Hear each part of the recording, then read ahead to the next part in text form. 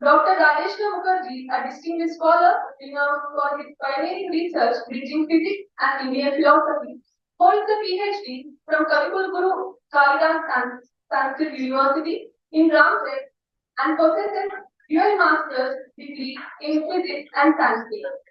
Specialized in teaching Vedic texts, Indian philosophy, and the science of consciousness through the lens of theoretical physics. Dr. Mukherjee offers a unique interdisciplinary perspective in his academic pursuits. Presently, Dr. Mukherjee serves as a faculty member at the School of Buddhist Studies, Philosophy, and Comparative Religions in Nalanda University. Previously, he held the position of Assistant Director of Research at the Kaivalya Dharma Research Institute in Lonavala, Pune, an institution recognized by the Ministry of Education, Government of India. With extensive experience as a research officer, lecturer, and registrar at the institute, he has been instrumental in advancing scholarly discourse and academic research. He has also contributed significantly to academia as a faculty member at the School of Indian Heritage, Ramakrishna Mission, Vivekananda University, Belur Math. He has served as visiting faculty at the Vijnana Kendra, Banaras Hindu University, and chairman of the Board of Studies of Development of Yoga in HSNC University. Hello. So without any further delay, ladies and gentlemen, boys and girls, join your hands together to invite Dr. Rajeshwar Mukherjee. Over to you, sir. Thank you very much for the nice introduction.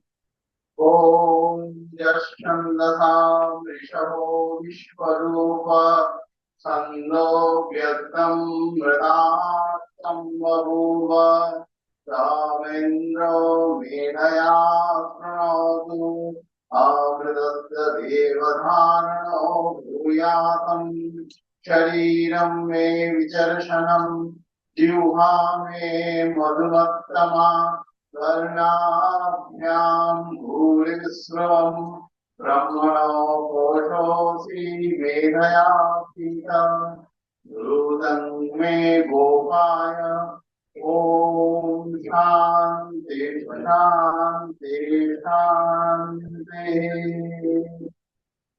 Esteemed monks of the order, most respectful scholars, Professor Devashish Khan, Professor Mukherjee, Professor Purohit, and all the learned members of the audience present here, who have assembled here to make this summer school a great success. I am extremely delighted and consider myself to be privileged to be amongst you and share some of my naive views about the correlation between matter and consciousness. I have come from, as you have heard in that long extended introduction, which I strongly dislike, but that I have come from Nalanda University, the ancient seat of learning in India. And I have a message for you to deliver here. And that message is not a simple message, and that's a very, very bold message which I will deliver here before you. The essence of this summer school, the essence of the deliberations that took place yesterday, the essence of what the deliberations which are going on today and which are yet to happen tomorrow,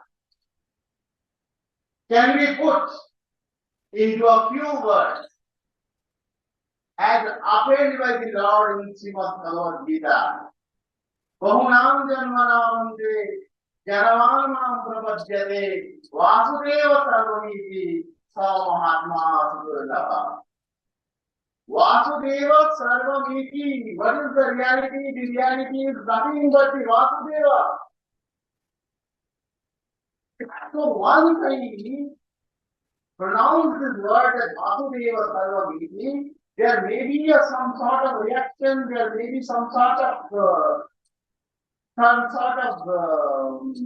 allergy that how can a personal God can be invoked in the context of a discussion which is going with the background of science and technology? But here I have used very consciously the term Vasudeva, not in the context of a personal God. That is our personal belief, of course, that Vasudeva is belief. But Vasudeva means Vasati and Divyati. That which exists in every object of the existence. Every Adi, Vasati, Vasudeva, and Divyati means enlightened. You know, Vasu and Deva. Vasu, that means Vasati, and Divyati means enlightened. That which exists in every object of the thing, and in every object of this existence, and enlightened in form of consciousness in the past. And that is the part. And now I will present a very layman experience, which is an attempt to integrate matter with matter. Why it's a layman exposition? Because I am speaking in a summer school, which will give a orientation to the participants about the research area which I am presenting.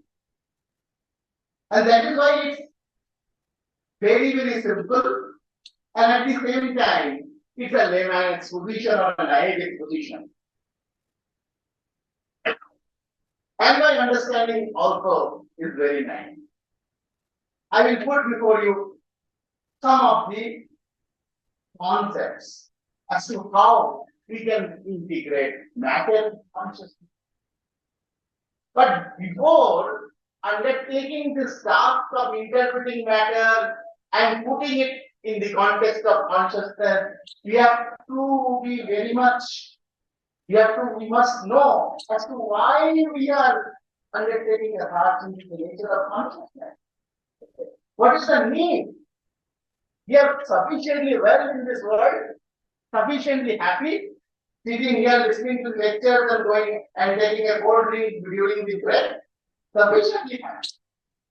Why do we unnecessarily want to tax our brain with all this,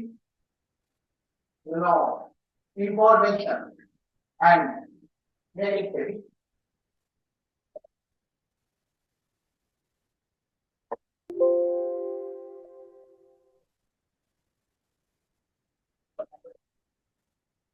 Oh, this one.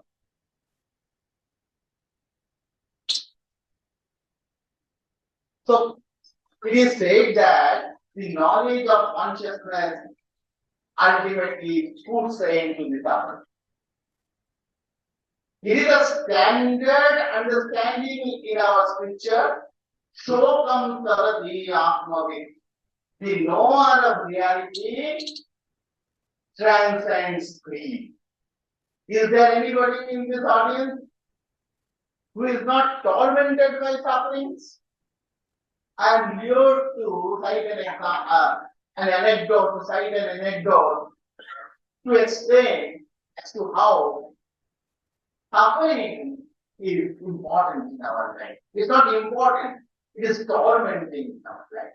You know, there was a founder of Sankhya philosophy whose name was Kapila. And Kapila had a student whose name was Asuni. Asuni had the former training under the mentorship of stewardship of Kapila, went home, got married to a beautiful girl, started leading his life.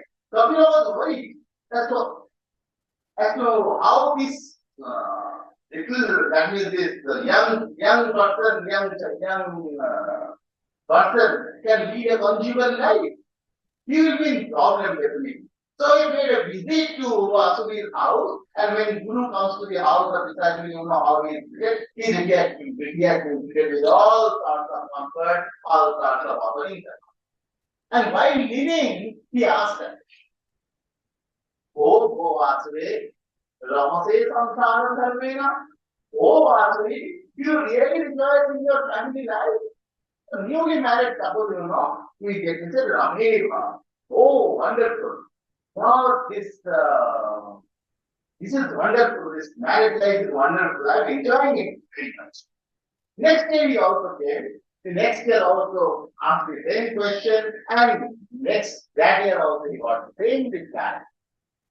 Third year he came, he asked the same question. Oh, Asure, Ramate Samsara Dharmena. In the first year of the marriage, the husband speaks and the wife listens. In the second year, the wife speaks and the husband listens. And in the third year, both husband and wife speak and the neighbor. So this is the third year, and that is why, what happened, he said, Ramate Samsara Dharmena, he said, no, Rame, no, Rame, I do not desire it anymore. Why? Dukkha Prayodhana. I am tormented by threefold misery. Miseries are not threefold. There are three. It has been categorized, it has been classified into three groups. I am tormented. And to put end to the suffering, we need to understand the study of consciousness so that we can elevate our consciousness. We can expand our consciousness in such a way that the individual consciousness ultimately expands into God consciousness or consciousness. Yeah.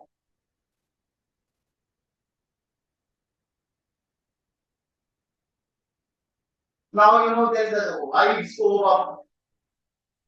scope of research in meditation and science of consciousness because it is giving immediate relief to our body, to our mind, and at the same time to our yoga has a complete message for humanity.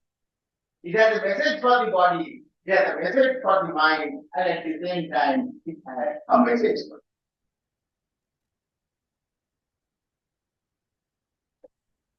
Now, before defining what consciousness is, because we want to know that what is consciousness. We want to study consciousness, but we do not know, we don't have a clear-cut definition. Once I was invited to this Ministry of External Affairs, meet in the Ministry of External Affairs. There was a dialogue between the scientists and the philosophers. So one person, very renowned person, I am not telling the name, people know higher from the name consciousness itself.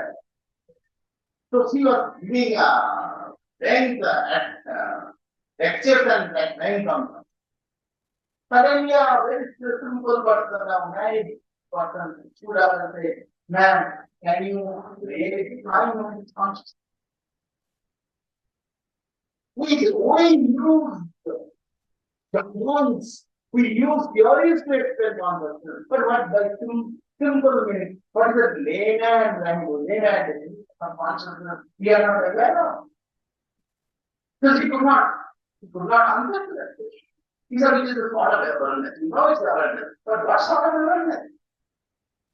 So, before getting into that, we know that we are in the world of matter. We are in the ocean of, rather we are floating in the ocean of matter.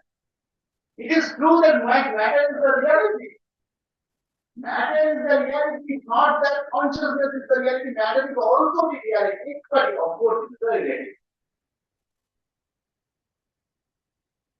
Little Brigoka approached his father and asked about the nature of, asked him to instruct about the nature of consciousness. Sir, please instruct me of the nature of supreme consciousness. And immediately Varuna, the father, without any hesitation, replied, Anna Treva Pamurimani Bhodani Jayante, Annena Jatani Pivanti, Annam Prayanti, Avisham Santiti. Matter is reality.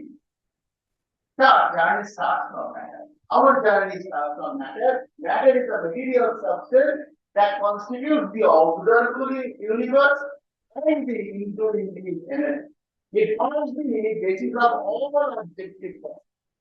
Any objective perception which you have He is guided by matter only. Living body itself is also made up of matter. Matter underlies the universe of names and forms. You cannot deny matter. You cannot discard matter at any.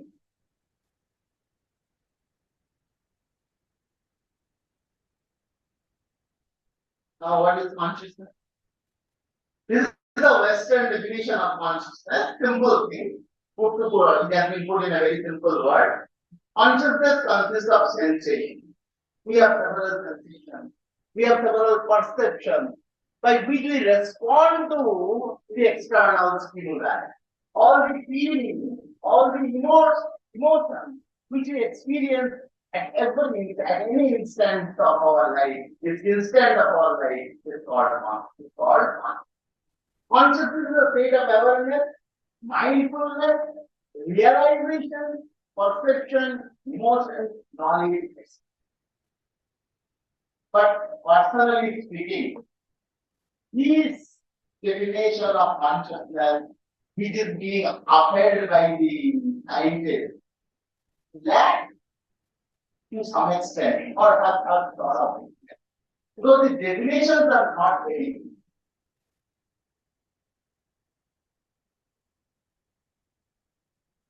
So as a corollary to their definition, they have these ideas.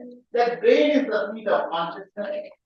Brain is associated with several conscious functions, neurotransmitters, and associated brain processes are the channel connectors of various states of consciousness. The central nervous system calls as the locus of consciousness. This is the corollary to the definitions of consciousness which we have just now mentioned. Now, the Indian view of mind. What is consciousness? Consciousness is Swayam Pranata, self-revealing. Everything in this universe requires some agency to reveal itself. But consciousness is self-revealing, it requires nothing to reveal itself. Swayam Pranata. Suppose I know in this workshop of when someone is lost, a little baby is lost within the campus. There is a registration desk where you go and you make an announcement. The such and such person is looking for such and such person. Immediately the kid comes to mother and says, Mother, I am here. But suppose you lose your mobile phone here, and you make an announcement. The mobile phone will never go and come up to you and say, what up to you and say, I am here. Because it is material in nature and very feeble reflection of consciousness is found. Unless and until a third person takes it up and says that, yes, this is the mobile. So you require consciousness to reveal everything, but consciousness is self-revealing. Consciousness is the basis. I don't know how the scientists will accept or not. Consciousness is the basis of all existence, which we have to prove in physics. Consciousness is that which is not matter. Anidam Chaitanya. That means that whichever is not matter is consciousness. Consciousness manifests through matter. How do you know that there is a consciousness? Can you see consciousness? Can you feel consciousness? No. You can have some sort of experience of consciousness through matter, unless and until it is a direct experience. I am just keeping the direct experience beyond the domain of my discussion, because that is the domain of the spiritual and not the domain of our.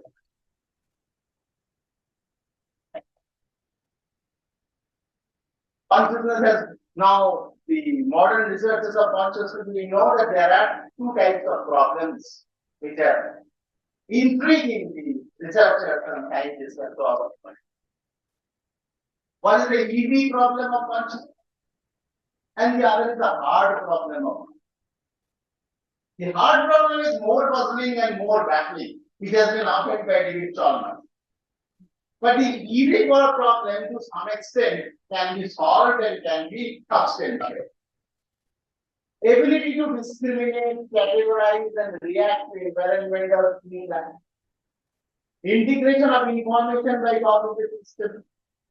reportability of mental state, the focus of attention, deliberate control of behavior, difference between sleep, everything, wakefulness, etc., etc. There are many aspects of it. As a matter of fact, easy problem of consciousness can be responded with the neural cortex of consciousness. The minimal neural mechanism to explain any perception. That is called the neural correlates of consciousness. So that which we can express through the neural correlates of consciousness is a thought.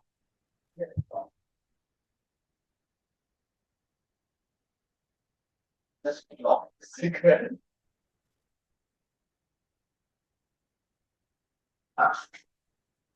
So ability to integrate. So these are the easy problems of consciousness which I was telling. That which can be explained through the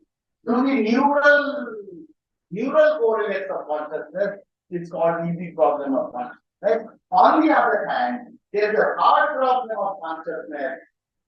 Hard problem of consciousness, which was formulated by David Chalmers in a very, very archaic way. I'm not going to read it out, you can read it out. And because I am going to explain the same in the next.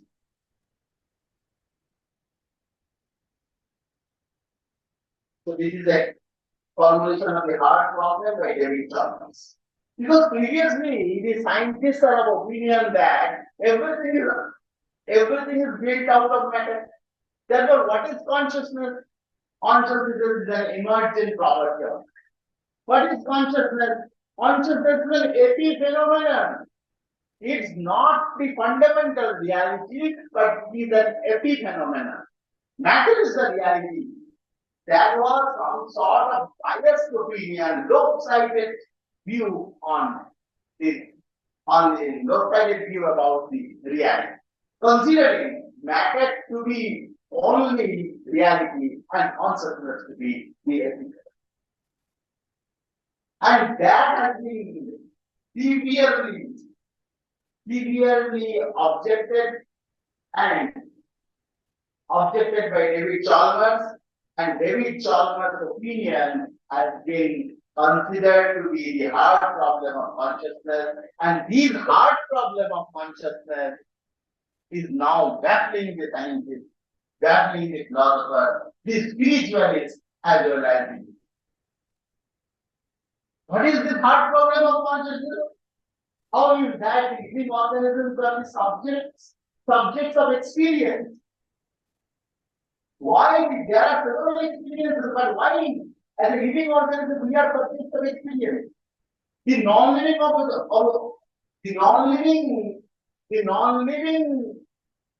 substances, organisms, and substances are not the subjects of experience. Why does awareness of sensory information exist at all? We do not perceive an object, but we become extremely aware. Suppose we enjoy the taste of a food. When we enjoy the taste of a food, we not only have the taste, but we become aware. The beauty of the serenity of the red road and that of a yellow road. How do we differentiate?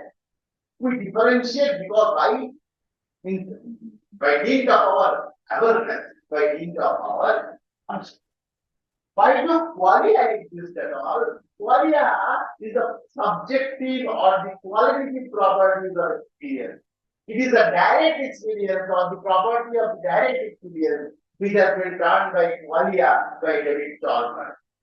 We have to delve deep into the realm of qualia, we have to inquire into the nature of qualia to know more about consciousness.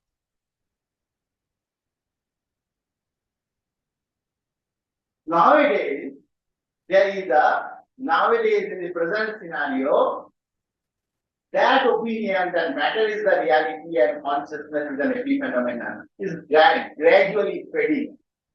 A new is being replaced by a new idea, and the idea is that of panpsychism. This panpsychism is not a new concept, but it's a restatement of the concepts which are enshrined in the ancient Indian system. That both consciousness and matter are the fundamental. They are the primordial, we are primordially existing. We are not going beyond that. Because beyond that, or beyond the world beyond that is not tangible enough. And that was embodied, the concept of the fundamental existence of matter and consciousness was embodied in the concept of Hiranyagarbha in the ancient Indian knowledge. Hiranyagarbha samavartata bhutassaja sapadi ekati. So that Hiranyagarbha has both the aspects, the conscious aspect as well as the material. The material aspect and the conscious aspect, these are the two different aspects which we find there in the Hiranyagarbha, which has been conceptualized. Is there anything beyond Hiranyagarbha? There may be something beyond Hiranyagarbha, but that has not been investigated by the scientists or not been accepted by the scientists. World irrelevant. We are restricting ourselves within the level of Hiranyagarbha. You know, there was an episode in the Brihadaranyaka. There was a dialogue between Gargi and Jagdevalkar. Jagdevalkar was the mere knower of reality. And when Gargi was extending his question, asking what covered the space, what covered the matter, what covered the fluid, what covered the fire. Then he said, what covered this material world? He said, the Hiranyagarbha or the Brahma Loka, that covers the material world. This is what covers the Hiranyagarbha. He said, Jagdevalkar replied that Gargi, don't push your inquiry too far.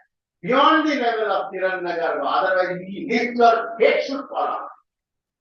Because it is a domain which is beyond the domain of reason. Our journey starts with reason but transcends reason. Whenever we are doing scientific inquiry, someone asks the question that when these axioms are made, your mind very much exists. Yes, why? Because it's a scientific inquiry. And scientific inquiry necessitates the existence of mind. But dissolution of mind, when your mind dissolves, that is a different domain to inquire, and that cannot be perhaps till date, whatever is revealed, cannot be understood only through sensory interest.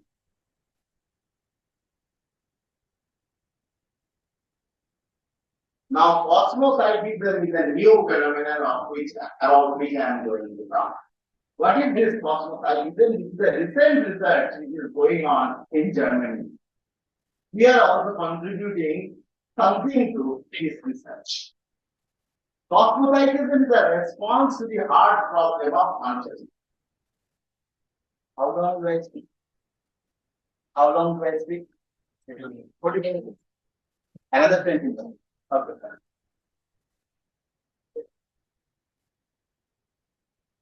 So, this understanding of the new model, cosmocentrism at its root in the ancient Indian knowledge system, which have been accepted by the promoters, by the propounders of cosmocentrism. Professor Josephine Kepler and Shani, they accepted that they have taken the cue from ancient Indian knowledge. Of course, the entire mechanism The entire treatment developed scientifically and has not any trace of single trace of spiritual or religious. So cosmopsychism means cosmos and psyche. There is a difference. In Western tradition, psyche is considered to be conscious. In Indian tradition, psyche is considered to be matter. Psyche means the mind is not the consciousness. According to the Indians, mind is not the consciousness. Mind is also matter, but subtle matter. Gross matter and subtle matter. Of course, in the Western perspective, mind is consciousness, and there was a long back by René Descartes in his theory of this dual nature of mind and matter. So psyche is equal to the mind, but in Indian context, the more general concept they use is for consciousness. Mind is a combination of matter and consciousness getting fused from the model. Cosmopsychism or cosmopsychism, we attempt to scientifically characterize the model as operated in the ancient Indian.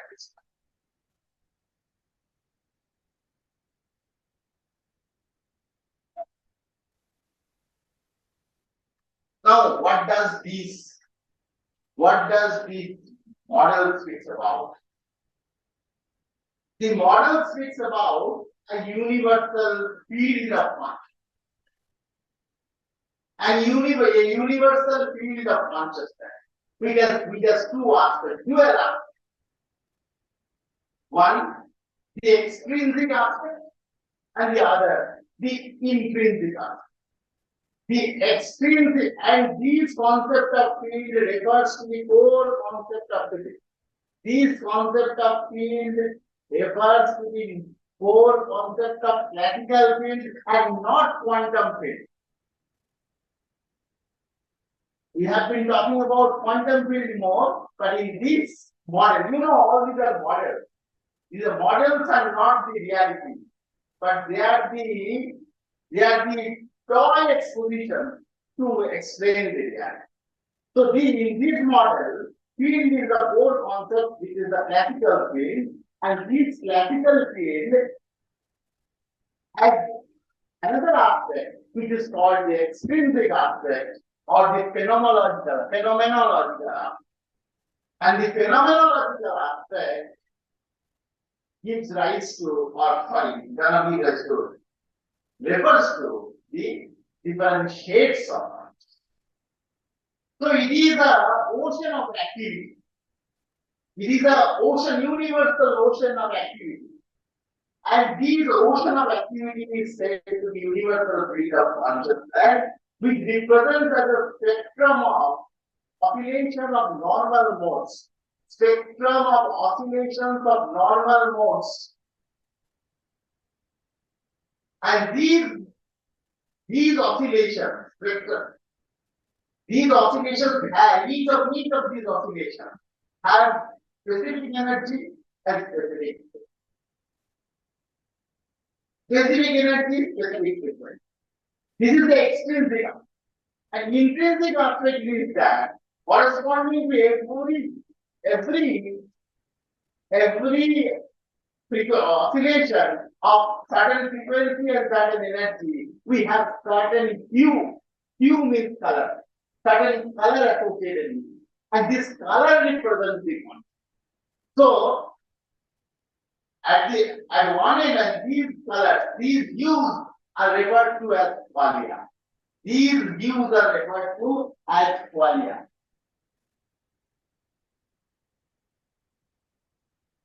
This is called ubiquitous or universal field of consciousness. Ubiquitous or universal field of consciousness. All pervading, the field pervades everywhere in this universe. Everywhere it is. And this field has represents itself in form of the oscillation of normal matter. form of the spectrum of the oscillation of normal modes. Where corresponding to each mode, then the U associated with it, and the U is represented by the word Y. Now, how do we correspond this to the or translate this in the language of physics?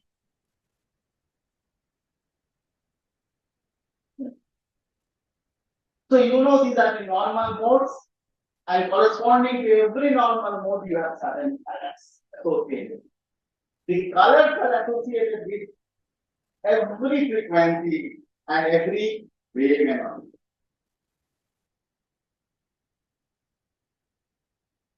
Now, how do we correspond it to a physical field? They have invoked the concept of 0-point field. 0-point field, it's not 0-point energy, 0-point field in the context of stochastic electrodynamics. In the context of stochastic electrodynamics. What is that? In that context, the concept of that invokes the concept of 0-point field, and the name is 0-point field, and they have equated the 0-point field with the US. The 0-point field represents itself as an ocean of activity containing stochastic radiation, containing uncorrelated stochastic radiation. The field of study is random electrodynamics or stochastic electrodynamics, and it's a well-established branch. It has nothing to do with yet. The 0-point field is the classical analog of the quantum vacuum. It is the classical analog of quantum vacuum. In quantum vacuum, what we find, in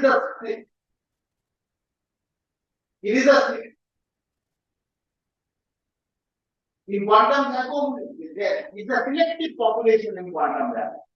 But here it is a selection of existing waves. So it is a classical, the 0-point field, it is a classical analog of the quantum field. And it is carried out in the context of stochastic electrodynamics. Now, ACD inspired cosmology. Every physical system in this universe is regarded as an open stochastic system that is permanently connected with the random 0-point field. That is connected with the random 0-point field. The components of every physical system in interaction with 0-point field behave as stochastic oscillators. So the physical systems which interact with this 0-point field, they behave as stochastic oscillators. The brain having electrical properties has also been conceived as physical system, different units of the brain. Physical system that is subjected to this 0-point field and that behaves as stochastic oscillators.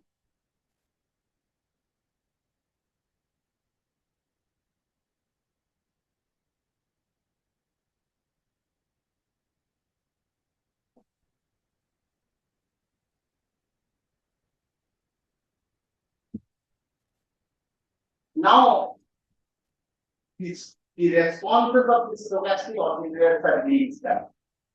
And these responses of the stochastic oscillator matches with different neural coordinates of function. And as a matter of fact, the model is being developed. The mathematical mechanism, the mathematical demonstration of the model is being developed by them, where we are also, Indians are also to some extent contributing, and this mathematical model can unravel wonderful patterns towards the response to the art problem. Now, why we are interested here? Because the scientists who have been working on this, they have equated this 0-point field with Hiranyagarbha or Buddhi. Now, what are actually they have accepted in my correspondence with them, they have accepted that they have very scanty idea about or very less idea about the Indian knowledge system. They are not studying intensively, and that is why there may be some sort of disparity, some sort of inconsistency, which may be corrected at that later point of time. So they consider that grade T as to be the 0.5 field, and this and grade T as the Hiranyagarbha. Now let us see what are the characteristics of Hiranyagarbha which we have said.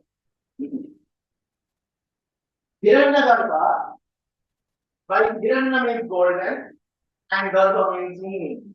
It has given rise to this world of names and forms, and that is why it is the Hiranyagarbha. Hiranya means. Now, what does the Hiranya represent? Hiranya represents radiance, Hiranya represents consciousness. So, the association of consciousness with the concept of Hiranyagarbha is there in the Hiranya concept of Hiranyagarbha. It is also called Prajapati. Prajapati is the Lord of all beings. That means that same consciousness is defined to be manifested through all the living beings of the universe. It is the Mahat. It is the greatest principle of the relative universe. Our reading of the relative universe, our understanding of this relative universe, ultimately culminates in Hiranyagarbha. So beyond that, there is a domain, but that is still not yet not investigated by the sensory investigation, the sensory method. It is also called Buddhi. It is called Brahma. It is Briha. Briha means expansion.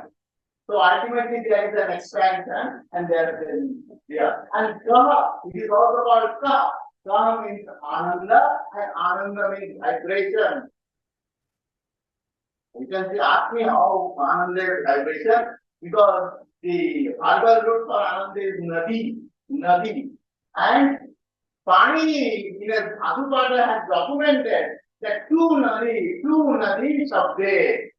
So it is Shabda, and Shabda means Anahidhanam Brahma, Shabda Tattva Janakshanam, Vivartave Yaksavadena, Prakriya Yavato Yatha.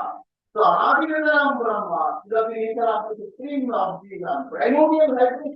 So it is of the nature of that primordial vibration, that is Hiranyagarbha. And we have tried to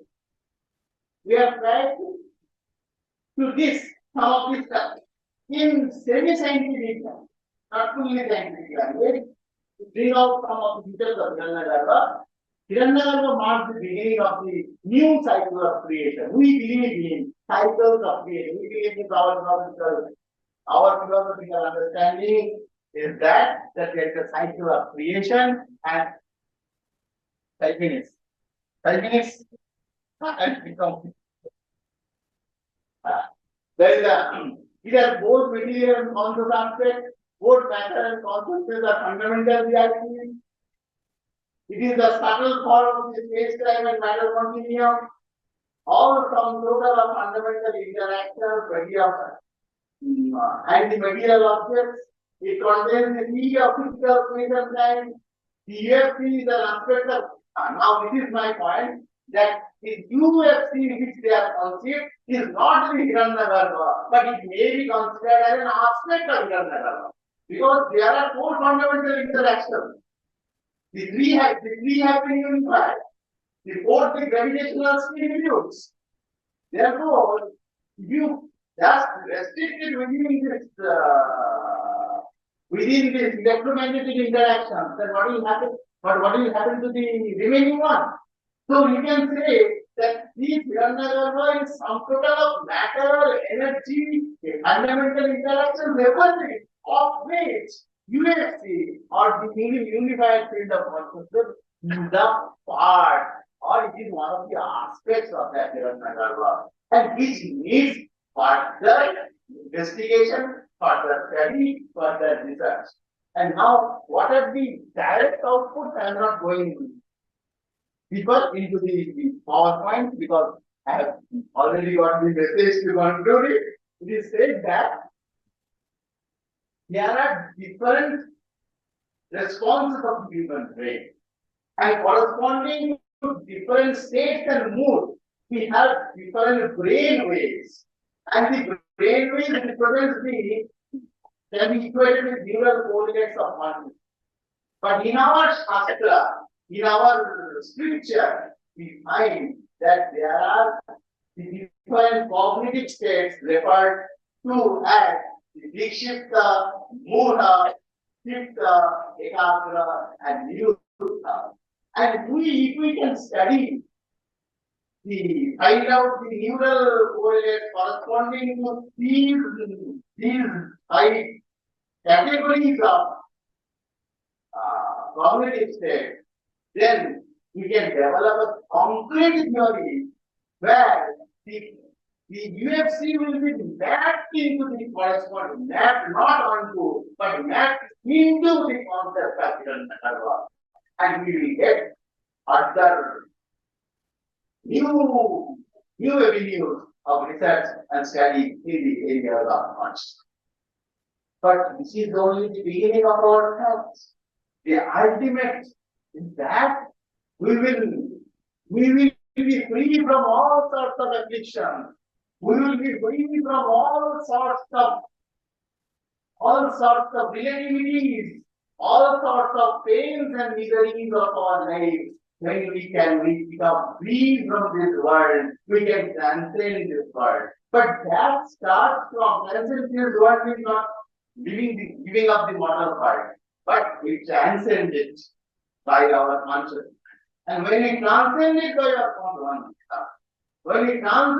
our consciousness, we will be transcending the domain of logic, domain of reason. And this is not illogical.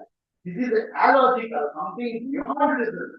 And that will be consummated once we start our journey from the basic level of matter or material inquiry into the nature of matter. That is why Sankhya philosophy says that vyakta, avyakta, jnana.